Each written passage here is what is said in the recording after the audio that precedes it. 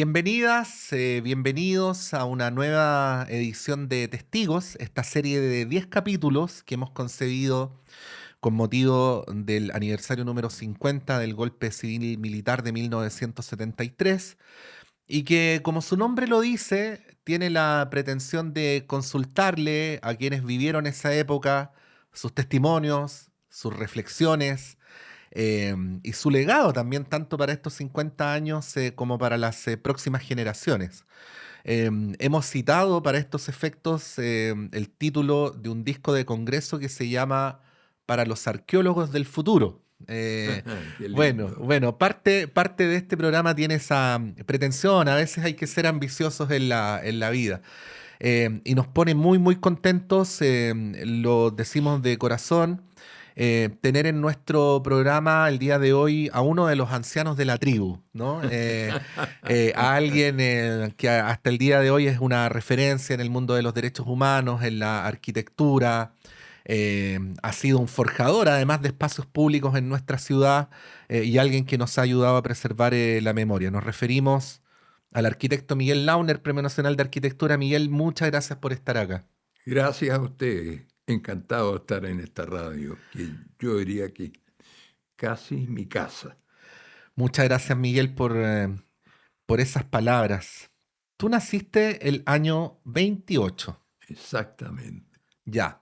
Eso quiere decir, mira, la semana, ayer, el programa de ayer, hablábamos con Jorge Culón, ya de Inti Illimani. Sí, Jorge Culón tenía 22 años para el triunfo de la Unidad Popular. sí, Ya. Tú tenías más de 40. claro, exactamente. Por El lo tanto, año claro, entonces 70 yo tenía exactamente 42. 42. Eh, y Jorge decía que cuando ellos estaban en esa época de su juventud forjando el Inti Illimani, gobiernos como el de Pedro Aguirre Cerda les parecían como muy lejanos, ¿no? Y que había habido un trabajo político de reconstruir ese tiempo. Pero resulta que ahora tenemos el privilegio, Miguel, de estar con alguien que no solo tiene vivencias de la Unidad Popular, sino que recuerdos incluso del gobierno de Pedro Aguirre Cerda, ¿no? Sí, claro, por Eh, supuesto. entonces, quería partir por preguntarte por la Unidad Popular, pero en función de esa trayectoria previa, ¿no? Que no solamente tú la sabes por los libros, sino también porque la viviste, ¿no? Ese proceso Así es. de acumulación de reflexión, ¿no? Mm, claro. Bueno, mira, yo diría que todo esto comenzó el año 1952. Ujú. Cuando Allende postuló por primera vez a candidato a presidente. ¿Qué pasó en esa ocasión?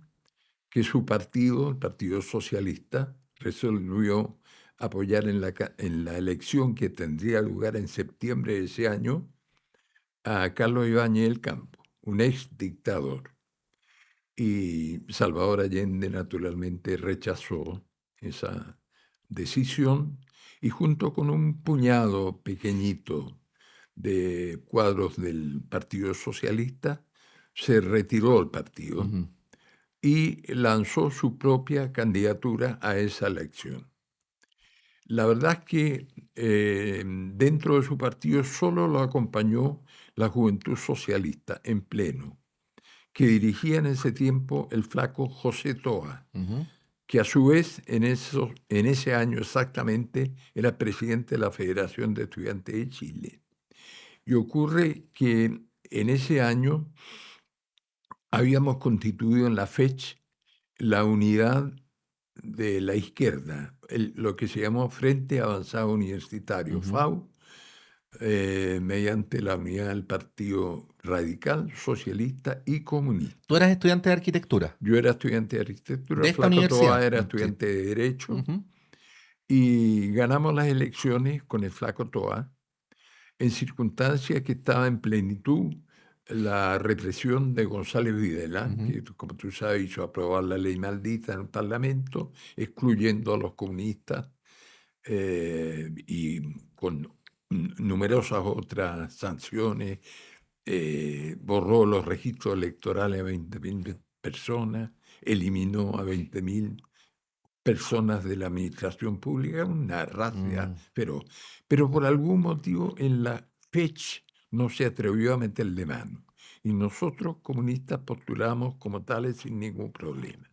Bueno, resumen, la Juventud Socialista, bajo la dirección del Flaco Toa, apoyó en pleno la candidatura de Allende, más un puñadito de militantes como Mayores. la Sí. negra Carlos Lazo, Mm, Carmen Lazo, mm, los palestros, y fue una elección bastante difícil, de escasos recursos, pero con gran apoyo de la juventud, ujú. en pleno, de izquierda, digamos, que jugamos un rol, a mi juicio, muy significativo. El resultado fue lamentable.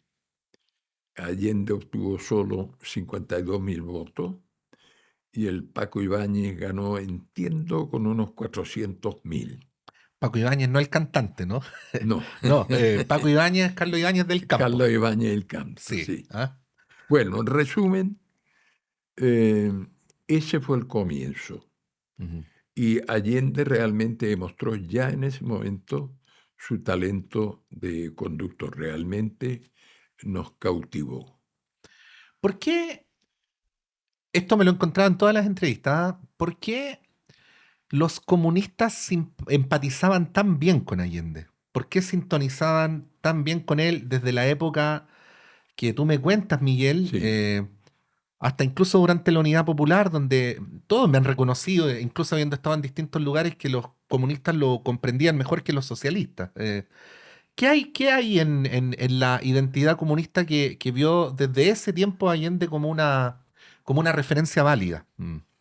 bueno, te quiero decir que una de las características fundamentales de nuestro partido, que provienen desde los tiempos de Luis Emilio Recabarren, nuestro fundador, es la unidad de la clase obrera, la unidad de la izquierda, es decir, entender que la izquierda siempre en Chile tiene obstáculos difíciles, enemigos cerrados, porque efectivamente nosotros postulamos básicamente un cambio significativo social. Ujú, En consecuencia, desde los tiempos de Luis Emilio Recabarren, nosotros hemos eh, aprendido, y es intrínseco en nuestra personalidad, la unidad.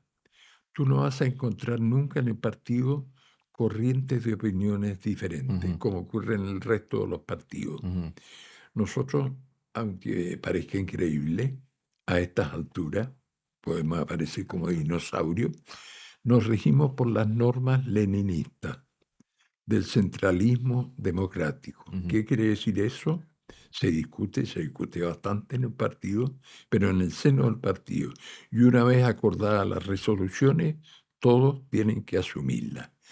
En general ha sido así. Por cierto que también en nuestra historia han habido personas que han traicionado sus principios, han sido expulsados, pero es la excepción. Ujú. Yo creo que es algo intrínseco a nuestra personalidad. Y el presidente Allende sabía que con nosotros no iba a encontrar nunca doblez.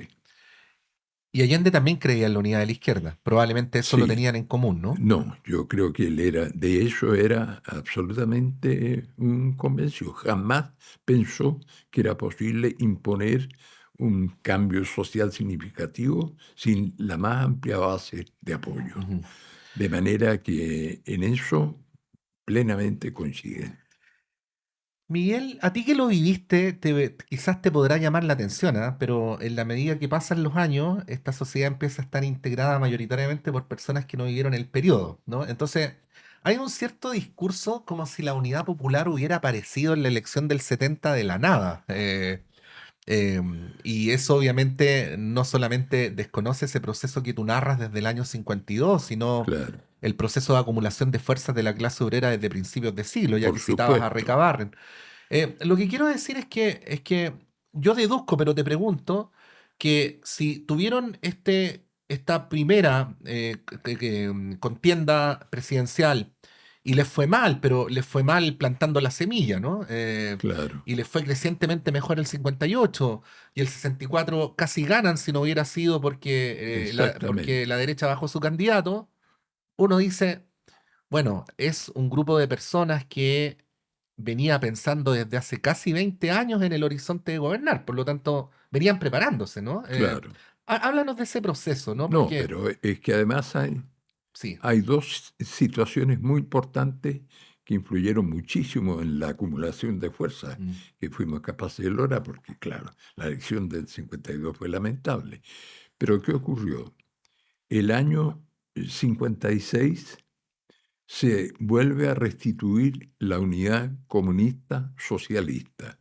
Se crea el FRAP, ujú, Frente Revolucionario, me parece que se llama, de Acción Popular. ujú, Cuando los socialistas comprenden que su incorporación en el gobierno de Carlos Ibáñez Campos fue un grave error, se retiran y se crean las condiciones y se restablece como nunca, porque antes nunca había habido una relación tan sólida de la unidad comunista socialista como la que se crea a partir del año 56. ujú, Segundo, es el año también en que se crea, puede que esté equivocado con la fecha exactamente, en que se crea la CUT, la Central Única de Trabajadores. Hasta entonces no había unidad en el movimiento obrero. ujú, Había la CTC, había la CT no sé cuánto.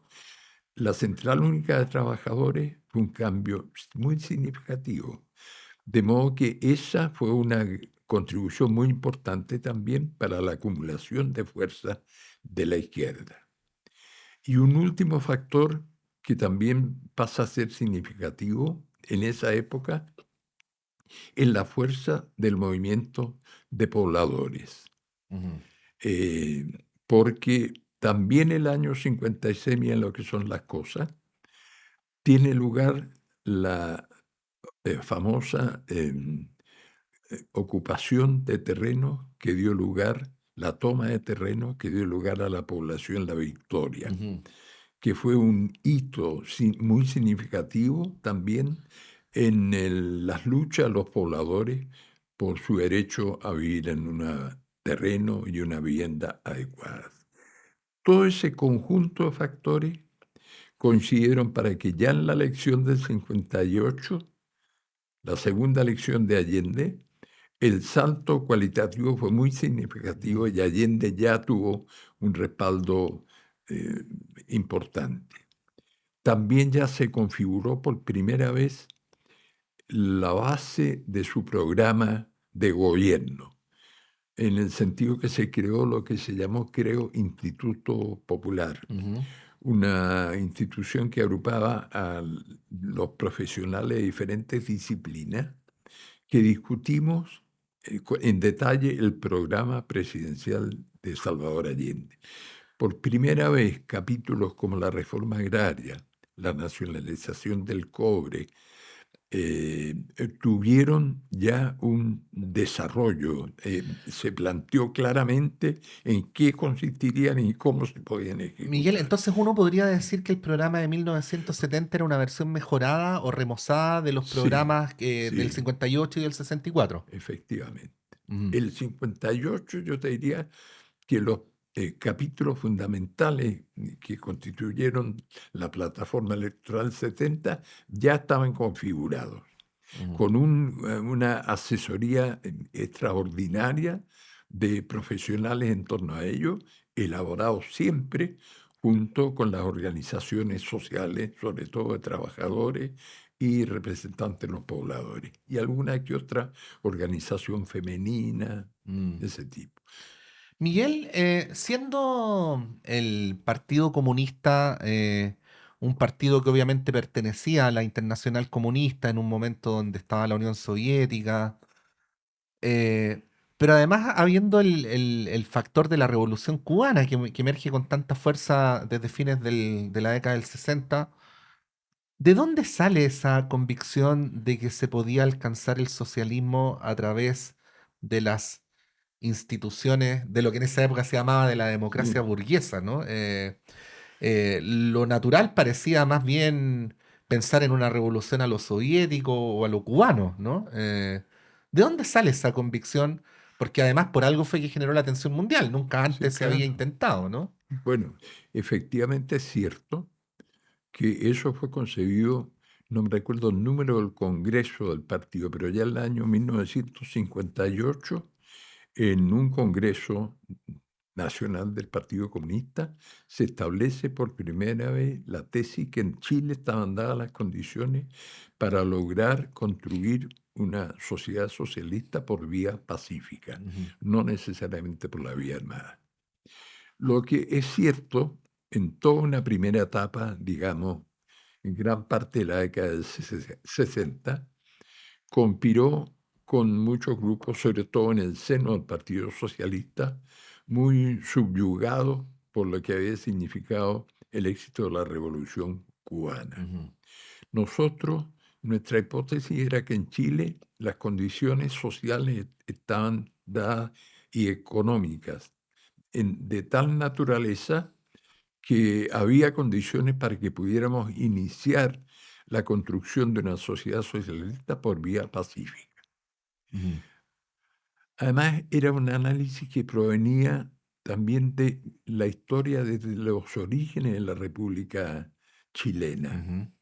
en donde por alguna circunstancia que nadie puede definir claramente, a diferencia de la mayoría de los países latinoamericanos, la institucionalidad generada sobre todo desde el gobierno de Diego Portales en el siglo XIX en adelante, este fue un país respetuoso de la legalidad existente.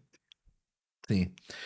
Estamos conversando con Miguel Launer en este que es el sexto capítulo de Testigos, este programa para los 50 años del aniversario del golpe y para el futuro.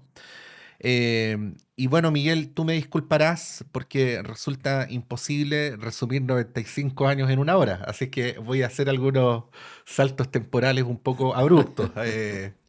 Eh, Pasemos directamente al momento posterior al triunfo de la Unidad Popular, cuando el presidente Allende te designa, ¿no? como presidente o director ejecutivo, que es Director es el ejecutivo. cargo, ¿no? De la Corporación de Mejoramiento Urbano, la Cormu. Así es. Bueno, quienes han leído, quienes vivieron en esa época saben perfectamente qué es la Cormu. Los más jóvenes y que no han leído probablemente no tienen ni idea.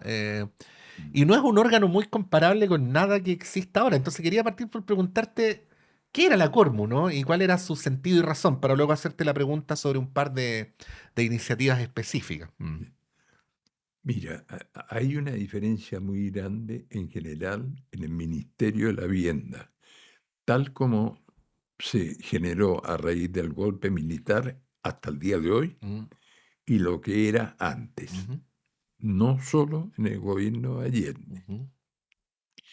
Eh, Particularmente el gobierno del presidente Frei Montalva, que gobernó del 64 al 70, tiene el mérito que el año 65 crea el Ministerio de la Vivienda. Hasta entonces no había Ministerio de la Ujú. Vivienda. Había una institución como la Corvi encargada de la construcción de vivienda del sector público, pero no había ministerio. Mm. Frei Montalva crea el 65 el Ministerio de la Vivienda. Hasta entonces había dos corporaciones ejecutivas, la Corvi, encargada de construcción de viviendas, y la COU, Corporación de Obras Urbanas, encargada de las obras en general de pavimentación y de alcantarillado. Mm. Al crear el Ministerio de la Vivienda, Frei Montalva añade dos nuevas corporaciones ejecutivas, la Cormu, de la cual yo fui su director ejecutivo, Corporación de Mejoramiento Urbana, encargada de actuar sobre los barrios deteriorados con el curso del tiempo y generar una remodelación en general en beneficio de la población residente, por Sí. cierto, y de la ciudad. Y la Coravit es la otra institución nueva encargada de recoger las postulaciones a la vivienda y recaudar lo que se recaudara por el pago de los dividendos habitacionales. Sí. Bueno, en consecuencia, yo asumo una institución recién creada en la administración anterior, que tenía un solo proyecto en marcha, bastante importante, la remodelación San Borja Ujú. en Santiago, de la cual nos encontramos cuando yo asumí con las 10 primeras torres a nivel de obra gruesa. La remodelación San Borja, para quienes no sepan, son todas esas torres que están entrando por Avenida Portugal hacia el sur. Sí. Exactamente. ¿Ah? Y Hasta la 15, que ahora es de la Universidad de Chile. por la Alameda, Claro. Sí, exactamente. sí. En definitiva, nosotros el año, para el golpe militar, entregamos la remodelación San Borja con 18 torres totalmente terminadas y otras 2 en estado de construcción. Sí. Bueno, fueron pocos años, ¿ah? Uno no alcanza a hablar aquí, pero es bueno que las nuevas generaciones, pienso por ejemplo en la jovencísima Camila, que está al otro lado del vidrio, sepan que, por ejemplo, durante este periodo, Miguel, se hicieron importantes remodelaciones en el Parque O'Higgins, se avanzó en la mejor habilitación del Cerro San Cristóbal. Exacto. eh, pero bueno, me quiero quedar en dos que son emblemáticas, siendo quizás injusto con todas las otras, ¿no? La Villa San Luis y el edificio de la UNTAC. Muy bien. Sí, partamos por la Villa San Luis. Quiero hacerte una pregunta, Marco, primero. Resulta curioso, y seguramente lo has pensado, que para la dictadura tanto la Villa San Luis como el edificio de la UNTAC resultaron especialmente incómodos, ¿no? Porque en el caso de la Villa San Luis se trató de desarmar y destruir, y en el No se caso trató, se se destruyeron, destruyó. se destruyó, ¿no? Y en el caso del edificio de la UNTAD se hizo más o menos lo que hicieron los españoles con los templos de los pueblos indígenas, ¿no? O sea, poner la catedral encima, ¿no? ¿Qué te dice eso, no? Porque obviamente ambos proyectos, si bien los podríamos analizar por separado, corresponden a un mismo proyecto país, ¿no? Claro, Y luego viene otro proyecto país que los destruye. claro. Bueno, mira, en primer lugar, la remodelación que dio lugar a la Villa San Luis es un proyecto histórico para Mm, nosotros, muy significativo, porque nosotros en nuestro programa habitacional planteamos que el primer año de gobierno le íbamos a dar opción habitacional a aquellos sectores que nunca habían podido aspirar, porque hasta el gobierno de Frei Montalva existía lo que se llamaba el PAP, Plan de Acción Popular, mm, por el cual estaba dividida en diferentes categorías. Tú podías, si tenías un ingreso de 5 sueldos vitales o más, podías aspirar a un departamento tal, 3 sueldos vitales mm, tal, 2, en fin, hasta un sueldo vital podías optar a lo que se llamaba la operación sitio, ujú. es decir, un terreno provisto nada más que con una caseta sanitaria. Sin embargo, había más o menos un 20 o un 25% de la población que no podía aspirar ni siquiera a esta opción última. Nosotros acabamos con eso y resolvimos que en el primer año, sobre todo, daríamos opción habitacional a aquellos que nunca habían podido aspirar. Mm. En el caso de la Villa San Luis, fue dedicada a los sectores sin casa radicados en Las Condes. Las Condes era paradojalmente una de las comunas del Gran Santiago donde había un mayor número de familias sin casa. ¿Por qué? Porque Las Condes era la principal fuente de trabajo para muchos de ellos. La mayoría de los sin casa de Las Condes estaban situados en 2 poblaciones al borde del río Mapocho, a la altura de lo que es hoy Lo Barnechea. Ahora, Miguel, ahí te interrumpo y estoy dudoso de si no te estoy distrayendo, pero me parece súper importante decir algo. El tema de la integración de las clases sociales en la ciudad Por no supuesto. es solo un problema ideológico. Tú No, sabes infinitamente más que yo de esto, pero, claro. pero las ciudades integradas socialmente son ciudades más funcionales Por que... supuesto, Mm, no, no cabe la menor duda. mm, No solo son funcionales, son más justas mm, y necesarias, porque la verdad es que los sectores acomodados requieren de los servicios de los sectores de menores recursos. Y es un disparate localizarlos en la periferia de la ciudad, en circunstancias que su principal fuente de trabajo está donde están los sectores más acomodados. Además, esta situación de no integración social es fuente inevitable de conflictos Mm. y bastante grave. La segregación social urbana es una catástrofe bajo el punto de vista social, Bueno, hasta el día de hoy lo sigue siendo. por supuesto. Bueno, esta ciudad de Santiago, la que conocemos hoy día, es muy obra de la dictadura, po. Claro, Mm. exacto. Uno podría Pero presumir. por Sí, eso sí. es icónico el caso de haber situado a los Sin Casa de Las Condes en Las Condes. Mm. Ese fue el objetivo del proyecto de la Villa San Luis, extremadamente exitoso. Mil Cuando, treinta y sí. ocho familias ubicamos en esas condiciones, en magníficos departamentos, Mm. Cuando la dictadura toma a todas esas familias y las manda a La a esos Pintana, fundos claro, donde no había al principio ni siquiera alcantarillado. claro. Puede parecer facilista la pregunta, pero te la hago libremente. ¿Uno podría presumir que había en la dictadura un cierto hálito de odio hacia los pobres? ¿Por qué agarran a los pobres de Las Condes y los mandan allá? Bueno, la dictadura fue un instrumento de las clases acomodadas de este país, porque inevitablemente el resentimiento social existe para ellos, para los sectores acomodados, no estoy hablando de los milicos, Sí. para los sectores acomodados era intolerable tener en su propio patio a los sectores más modestos, Viviendo. viviendo, Porque claro. cortando el pasto sí, pues. Exactamente.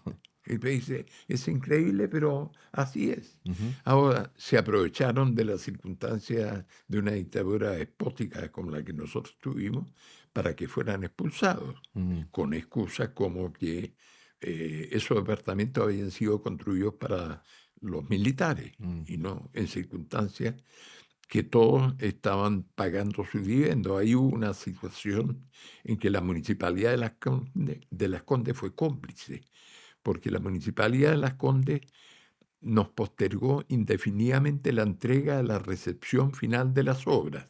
Y sin ese certificado, tú no puedes otorgar títulos de dominio. Sí. En circunstancias, cuando vino el golpe, nos encontramos con que esas mil y tantas familias estaban viviendo ya 3 o 4 años y no tenían título de dominio. Mm. Esa circunstancia favoreció evidentemente su expulsión, Sí. pero todos podían exhibir, hasta el día de hoy los muestran, sus dividendos para demostrar cómo efectivamente estaban cancelando Mm. sus viviendas y fueron además arrojados en forma miserable en No, carros, ilegal, abusiva, sí. Sí. en camiones basureros de la Municipalidad de Las Condes, arrojados algunos a potreros. Igual da para pensar, no abramos el tema ahora porque no vamos a poder desarrollarlo, pero simplemente lo enuncio. Igual da para pensar tanta defensa de la propiedad privada cuando se trata de los que tienen, Sí, y tanto claro, irrespeto de la propiedad privada cuando se trata de los que no efectivamente. tienen, porque expulsaron a personas de sus propias casas con títulos de dominio en la mano. Claro. Bueno, Pero los autores fueron los milicos. exactamente, exactamente. Ellos fueron cómplices, pero los autores fueron los militares, Mm. las Fuerzas Armadas chilenas. Miguel, el edificio de la UNTAD. Vamos a mirar a Camila más de alguna vez en esta transmisión.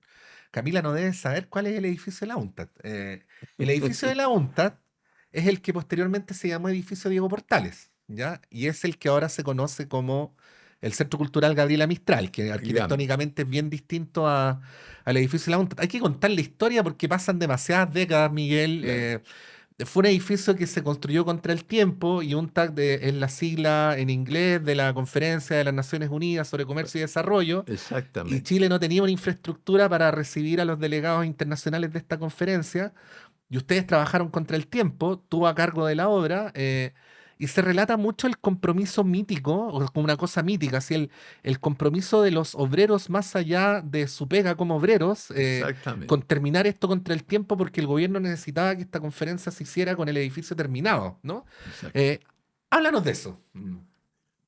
Mira, esto se dio a conocer, yo calculo, a fines de marzo del año 71. El gobierno había asumido en noviembre, hubo una concentración pública que tuvo lugar en la Plaza de la Constitución, detrás de la Moneda, cuando era una plaza toda pavimentada. Y allí, al término de la intervención, habló el presidente Allende, dijo: tengo que comunicarles lo siguiente. Primero, nosotros hemos sido distinguidos como sede de la tercera Asamblea Mundial de la UNTA. Primera vez que todos escuchamos esa palabra, no teníamos la menor idea de lo que significaba. Entonces dijo: esto significa para nosotros un doble desafío.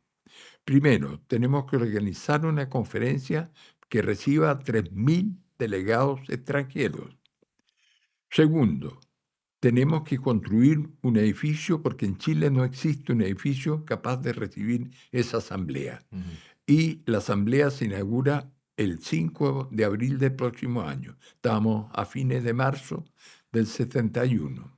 Yo, que estaba como una persona cualquiera escuchando la reunión, pensé para mí, Te va a tocar. por el que le caiga la teja, porque en un año era imposible Miguel, construir y un discúlpame edificio. la juventud y la ignorancia, ¿ah? Pero ¿qué había antes en la esquina de Las Tarrias con la Alameda? ¿Cómo? ¿Qué había antes en la esquina de Las Tarrias con la Alameda? Ahí donde... Sí, había, claro, ¿A qué había? lo principal que había era un negocio de venta de automóviles Peugeot. Ya. Entonces eso se expropió. Nosotros, lo Mm, que pasa es que nosotros en la Colmu estamos realizando la remodelación San Borja. Y ajá. si tú ves el plan original de la remodelación San Borja, yo pude haberlo traído, pero en fin, Mm. también incluía el sector norte de la Alameda, donde está Ah, hoy el CAM, ajá. la UNTA.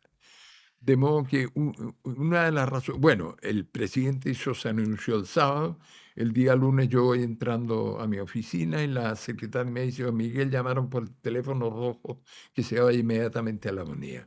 Pues naturalmente pensé que tenía que ver con el anuncio que había hecho el presidente el sábado. Efectivamente, él reunió ahí unos 10, 12 colegas, todos arquitectos, y dijo: ¿escucharon lo que planteé el sábado? Sí, muy bien. Tienen 2 horas para decidir quién lo hace y dónde se hace. Yo le pregunté: pero presidente, no tenemos idea del programa, ¿cómo vamos a ver en qué consiste el edificio?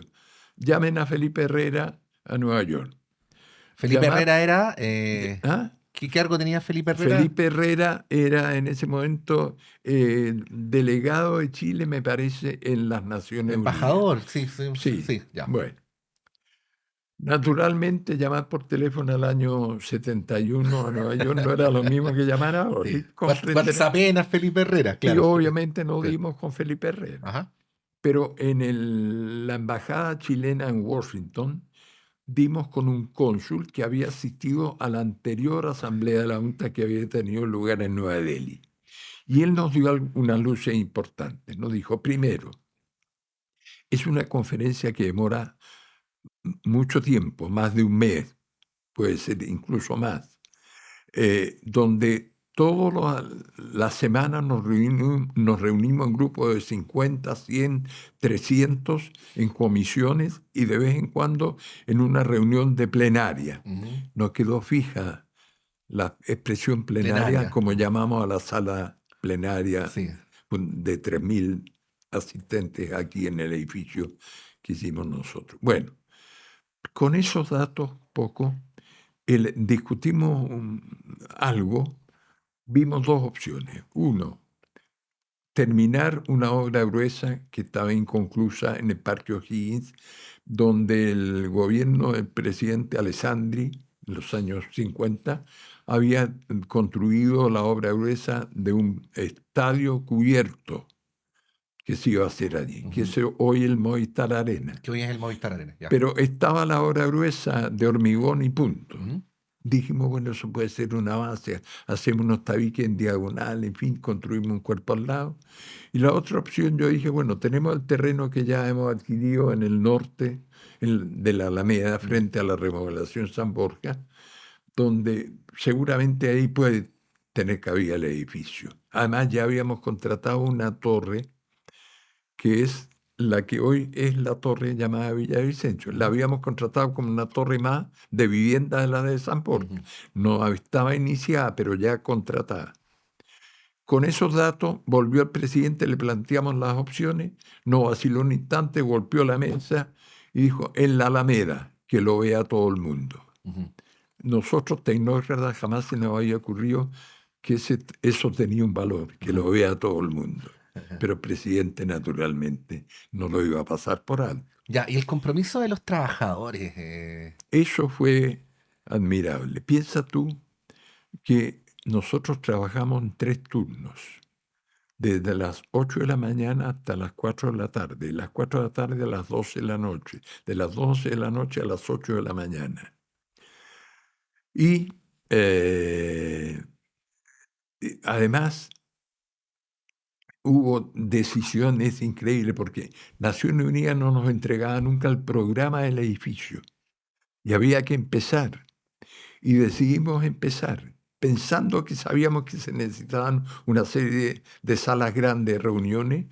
Diseñamos, antes de conocer el programa, un bloque largo que actualmente se conoce como GAM, que con pilares de hormigón cada 15 metros, y comenzamos a levantar esa estructura antes de saber el programa, con tal de ganar tiempo. Es lo que llamamos, vamos a hacer un paraguas, Sí, que nos permita, cuando tengamos el programa, construir el edificio desde abajo. Eso fue una sí, decisión fundamental y muy atinada. sí. Miguel, como te decía, nos estamos haciendo algunos saltos abruptos. Una de las razones, pienso yo, por las cuales hay tanta gente que a día de hoy te admira y te escucha, es porque trasuntas una suerte de bonomía, ¿no? De optimismo en el ser humano, en fin. Em, ¿Pensabas que podía llegar a existir ese nivel de perversidad, de maldad, como en la que se desató luego del golpe? Puede parecer una pregunta naifa, pero te la hago con una cierta confianza de que tú la vas a conducir bien. No, era inimaginable, yo creo que para cualquiera, Mm. inimaginable el nivel de terror y perverso realmente que generó la Junta Militar de Chile. Impresionante.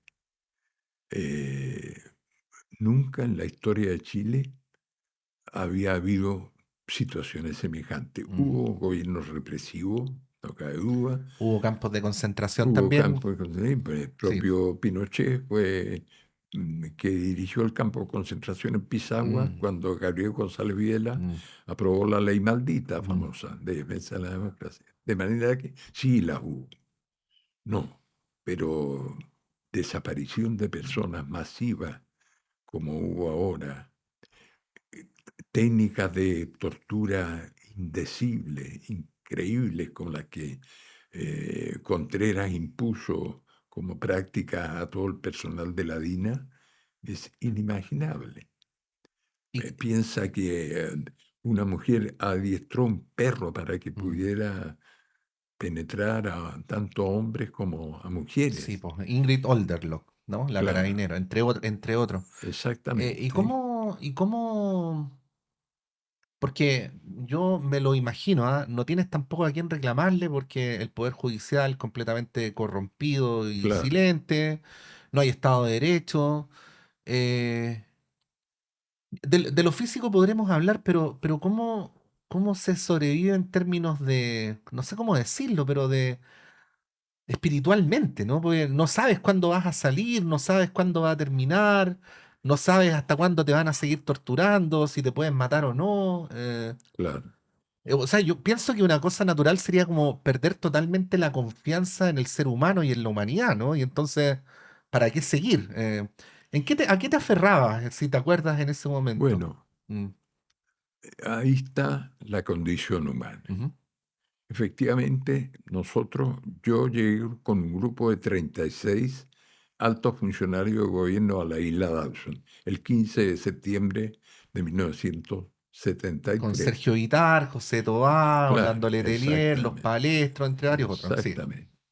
Y en el momento en que ya se hablaba del plan Z, que como tú sabes fue una invención Ujú. absoluta, pero con el objeto de inyectar el mayor grado de odiosidad en las Fuerzas Armadas para poder aplicar el nivel de persecución que la Junta Militar había resuelto, se inventó este plan Z, mediante el cual nosotros, las altas autoridades de gobierno, con los 10.000 cubanos que se suponía que teníamos guerrilleros en Chile, los cuales nunca apareció ninguno, íbamos a pasar a degüello a todas las altas autoridades militares de Chile, de Arica a Magallanes, con motivo de la parada militar de septiembre de 1973, el 18 de septiembre.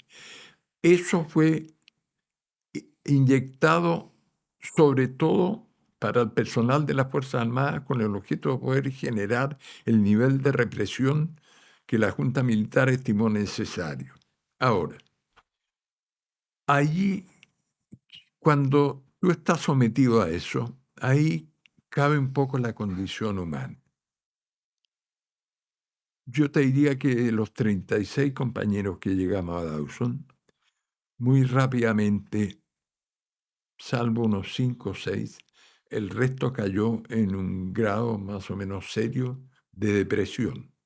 Porque además el estrecho de Magallanes, po, Claro, Miguel, o es sea, decir, es un lugar no para vivir. mm, Si tú conoces las precipitaciones que caen en Punta Arenas, duplícalas al doble en la isla Dawson, porque la isla está situada en el corazón del estrecho de Magallanes cuando se divide en dos brazos, donde soplan unos vientos inverosímiles que varias veces caminando te hacían caer, tropezar, donde caen unas lluvias torrenciales inverosímiles, pero normalmente de una duración de 1 hora y media, y después se abre un cielo azul espectacular con unos nimbus que pasan a una velocidad increíble.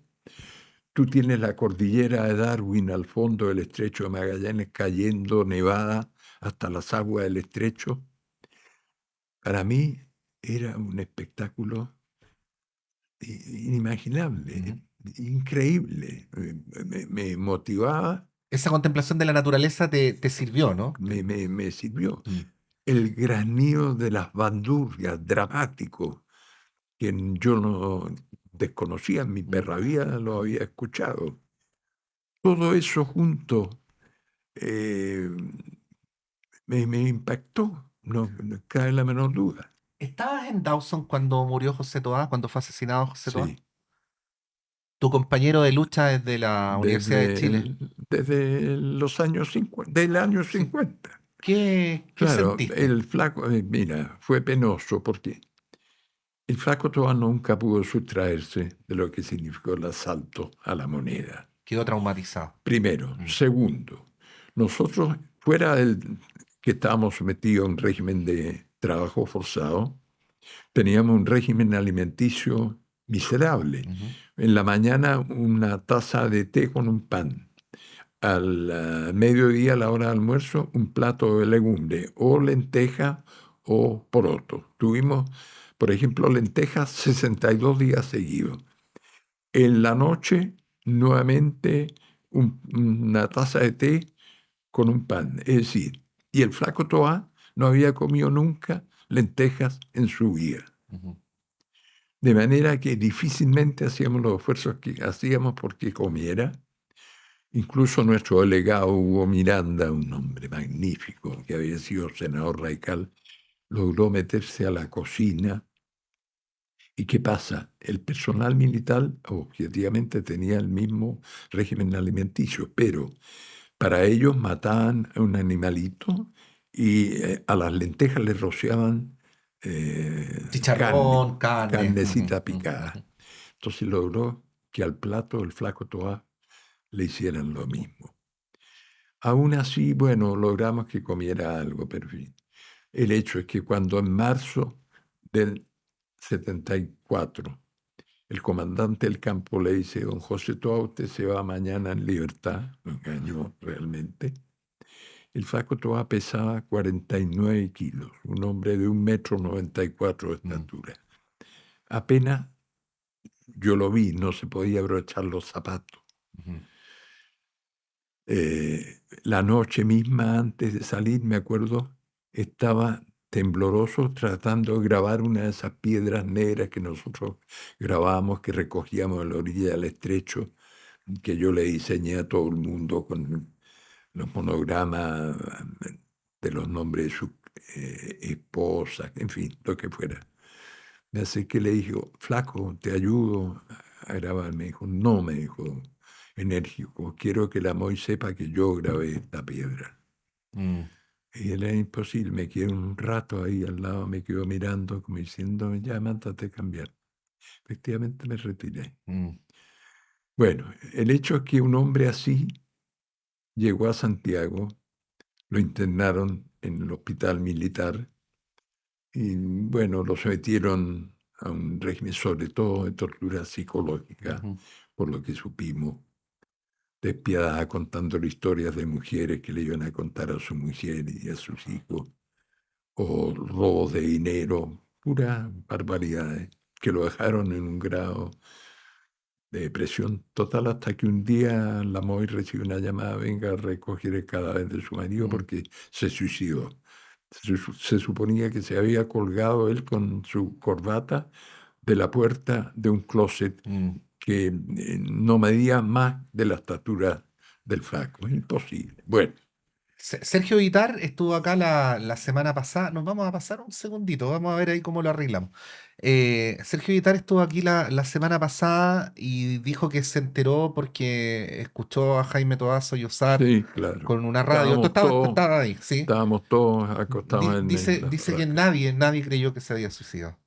No, por supuesto. Mm, Imagínate, imposible, sí. Yo te digo, la noche anterior estuve con él y era un hombre incapaz de hacer nada por sus propias manos. ujú. Estaba extremadamente debilitado. Miguel, nos quedan decenas de preguntas, Bueno, pero tenemos tu testimonio, la última. ¿M? La última. En 45 años más, tú tenías 45 para el golpe, ¿no? 42, al golpe sí, 45. 45, tienes razón. Ya, en 45 años más, o sea, imagínate, ¿ah? Sería eso como el año 2068 por ahí. Va a haber un arquitecto que se va a llamar Miguel y que va a mirar esta entrevista. ¿Ah? ¿Qué le dirías a esa persona?